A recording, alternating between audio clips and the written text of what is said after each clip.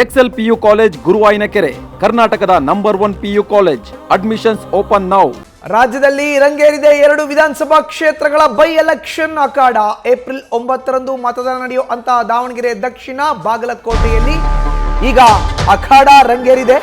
ನೇರವಾಗಿ ಏಪ್ರಿಲ್ 9 ಮತದಾನ ಆಗಬೇಕಾಗಿದೆ. ರಾಜ್ಯದ 2 ವಿಧಾನಸಭಾ ಕ್ಷೇತ್ರಗಳಲ್ಲಿ, ಒಂದು ಬಾಗಲಕೋಟೆ, ಇನ್ನೊಂದು ದಾವಣಗೆರೆ ದಕ್ಷಿಣ.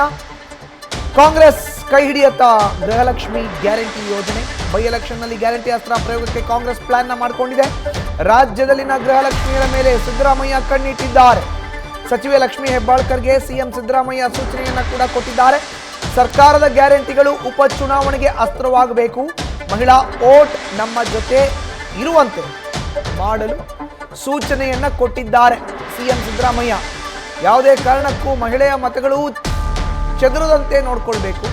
ಈ ನಿಟ್ಟಿನಲ್ಲಿ ನಮ್ಮ ಕೈ ಹಿಡಿಯೋದು ಗೃಹಲಕ್ಷ್ಮಿಯರು. ಹೀಗಾಗಿ ಗೃಹಲಕ್ಷ್ಮಿ ಯೋಜನೆ ಅವ್ರಿಗೆಲ್ಲ ತಲುಪ್ತಾ ಇದೆಯಾ ಕ್ಷೇತ್ರದಲ್ಲಿ ಅನ್ನೋದ್ರ ಮೇಲೆ ಹದ್ದಿನ ಕಣ್ಣಿಡಿ ಅಂತ ಸೂಚನೆಯನ್ನ ಮಹಿಳಾ ಮತ್ತು ಮಕ್ಕಳ ಕಲ್ಯಾಣ ಇಲಾಖೆ ಸಚಿವೆ ಲಕ್ಷ್ಮೀ ಹೆಬ್ಬಾಳ್ಕರ್ಗೆ ಸಿಎಂ ಸಿದ್ದರಾಮಯ್ಯ ಖಡಕ್ ಸೂಚನೆಯನ್ನ ಕೊಟ್ಟಿದ್ದಾರೆ. ಮಾಹಿತಿಯನ್ನು ನೀಡ್ತಾರೆ ನಮ್ಮ ಪ್ರತಿನಿಧಿ ಗಣಪತಿ. ನ್ಯೂಸ್ ಡೆಸ್ಕ್ ಇಂದ ನೇರ ಸಂಪರ್ಕಕ್ಕೆ ಜಾಯಿನ್ ಆಗಿದ್ದಾರೆ. ಗಣಪತಿ, ರಾಜ್ಯದ 2 ವಿಧಾನಸಭಾ ಕ್ಷೇತ್ರಗಳ ಉಪಚುನಾವಣೆ, ಗೃಹಲಕ್ಷ್ಮಿ ಯೋಜನೆ, ಗೃಹಿಣಿಯರು ಕಾಂಗ್ರೆಸ್ನ ಬಿಟ್ಟು ಹೋಗಬಾರ್ದು, ಕಾಂಗ್ರೆಸ್ ಜೊತೆ ಇರಬೇಕು, ಮಹಿಳಾ ಮತಗಳು ಚದರಬಾರದು ಅನ್ನೋ ಸೂಚನೆಯನ್ನ ಸಿಎಂ ಕೊಟ್ಟಿದ್ದಾರೆ. ಏನಿದು master plan, inside story reveal ಮಾಡೋದಾದ್ರೆ? ಮಧುಸೂದನ್, ಖಂಡಿತ ನೋಡಿ, ರಾಜ್ಯ ಸರ್ಕಾರದ ಗ್ಯಾರಂಟಿ ಯೋಜನೆಗಳೇನಿದೆ ಅದು ಸರ್ಕಾರ ಅಧಿಕಾರಕ್ಕೆ ಅಂದರೆ ಕಾಂಗ್ರೆಸ್ ಅಧಿಕಾರಕ್ಕೆ ಬರಲಿಕ್ಕೆ ಎಷ್ಟು ಸಹಾಯ ಆಗಿದೆಯೋ, ಮುಂಬರುವಂತಹ ಚುನಾವಣೆಗಳು ಗೆಲ್ಲಲಿಕ್ಕೂ ಕೂಡ ಅದೇ ಗ್ಯಾರಂಟಿ ಕೂಡ ಪ್ರಯೋಜನ ಆಗಬೇಕು ಅಂತ ಈಗಾಗಲೇ ಕಾಂಗ್ರೆಸ್ ವಲಯದಲ್ಲಿ ಚರ್ಚೆ ಆಗ್ತಿರುವಂಥದ್ದು. ಈ ನಿಟ್ಟಿನಲ್ಲಿ ನೋಡೋದಾದ್ರೆ ಈ 2 ಬೈ ಎಲೆಕ್ಷನ್, ಈ 2 ಚುನಾವಣೆಯಲ್ಲಿ ಅಂದರೆ ದಾವಣಗೆರೆ ದಕ್ಷಿಣ ಹಾಗೂ ಬಾಗಲಕೋಟೆ ಜಿಲ್ಲೆಯಲ್ಲಿ ಮಹಿಳಾ ಓಟ್ಗಳು ಕೂಡ ಬಹಳ ಪ್ರಾಮುಖ್ಯತೆ ಆಗುತ್ತೆ. ಈ ನಿಟ್ಟಿನಲ್ಲಿ ನಾವು ಅವರನ್ನು ಕೂಡ ಆ ಓಟನ್ನು ಕೂಡ ಕ್ರೋಢೀಕರಿಸಬೇಕು. ಅವರಿರುವಂತಹ ಒಂದಷ್ಟು ಸಮಸ್ಯೆಗಳಿರ್ಬೋದು, ಈ ಗ್ಯಾರಂಟಿಗಳಿರ್ಬೋದು, ಎಲ್ಲವೂ ಕೂಡ ಪ್ರತಿಯೊಬ್ಬರಿಗೂ ಕೂಡ ತಲುಪಬೇಕು. ಈ ನಿಟ್ಟಿನಲ್ಲಿ ನೋಡೋದಾದ್ರೆ ಗೃಹಲಕ್ಷ್ಮಿ ಯೋಜನೆ ಅಂದರೆ ಮಹಿಳಾ ಮತದಾನ ಏನಿದೆ, ಮಹಿಳಾ ವೋಟ್ ಏನಿದೆ, ಅದನ್ನು ನಾವು ಚದರದಂತೆ ನೋಡ್ಕೊಳ್ಬೇಕು. ಹಾಗಾಗಿ ಈ 2 ವಿಧಾನಸಭಾ ಕ್ಷೇತ್ರದಲ್ಲಿ ಮಹಿಳಾ ವೋಟರ್ಸ್ಗಳು ಕೂಡ ಬಹಳ ಪ್ರಾಮುಖ್ಯತೆ ಇರುತ್ತೆ. ಈ ನಿಟ್ಟಿನಲ್ಲಿ ನೋಡೋದಾದ್ರೆ ಗೃಹಲಕ್ಷ್ಮಿ ಯೋಜನೆ ಬರುವಂತಹ ಹಣ ಏನಿದೆಯಲ್ಲ ಅದು ಆಯಾ ಸಮಯದಲ್ಲಿ ಜಮಾ ಆಗಲೇಬೇಕು. ಅದರಲ್ಲಿ ಏನಾದರೂ ಕೂಡ ವ್ಯತ್ಯಾಸಗಳು ಬರಬಾರ್ದು. ಈ ನಿಟ್ಟಿನಲ್ಲಿ ಮಹಿಳೆಯರು ಕೂಡ ಅದರ ವಿರುದ್ಧ ಧ್ವನಿ ಎತ್ತಬಾರ್ದು ಅನ್ನೋದು ಕೂಡ ಒಂದಷ್ಟು ಆಲೋಚನೆಗಳು ಸಿಎಂ ಸಿದ್ದರಾಮಯ್ಯ ಅವರಿಗೆ ಬಂದಿರುವಂಥದ್ದು.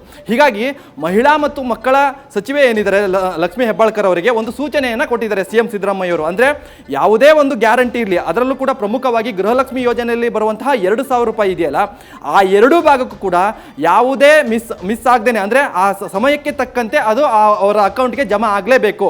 ಈ ನಿಟ್ಟಿನಲ್ಲಿ ಅವರು ಗ್ಯಾರಂಟಿ ವಿರುದ್ಧ ಧ್ವನಿ ಎತ್ತಬಾರ್ದು. ಹೀಗಾಗಿ ಈ ಸಂದರ್ಭದಲ್ಲಿ ಬಹಳ ಪ್ರಾಮುಖ್ಯತೆಯನ್ನು ಪಡೆದುಕೊಳ್ಳುವಂತಹ ಯೋಜನೆ ಅಂದರೆ ಗೃಹಲಕ್ಷ್ಮಿ. ಈ ಗೃಹಲಕ್ಷ್ಮಿಗೆ ಏನೇನು ಬೇಕು ಅಂದರೆ 5 ಪಂಚ ಗ್ಯಾರಂಟಿ ಏನಿದೆ, ಆ ಪಂಚ ಗ್ಯಾರಂಟಿಯಲ್ಲಿ ಗೃಹಲಕ್ಷ್ಮಿಯನ್ನು ಕೊಟ್ಟಿದ್ಯಾದಲ್ಲಿ ಮಹಿಳಾ ವೋಟರ್ಸ್ಗಳು ಸರ್ಕಾರದ ಪರವಾಗಿರ್ತಾರೆ. ಇದು ಒಂದು.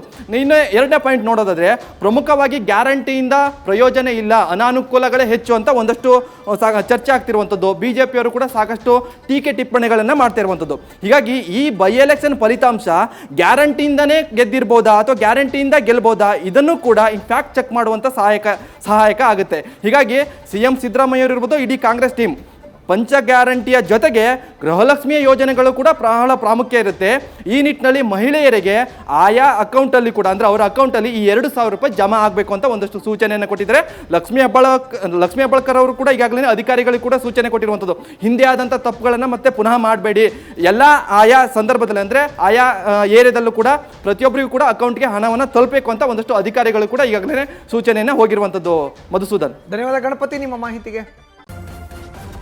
ನ್ಯೂಸ್ ಫಸ್ಟ್, ನಿರ್ಭೀತಿಯಿಂದ ನಿಮ್ಮ ಪರವಾಗಿ.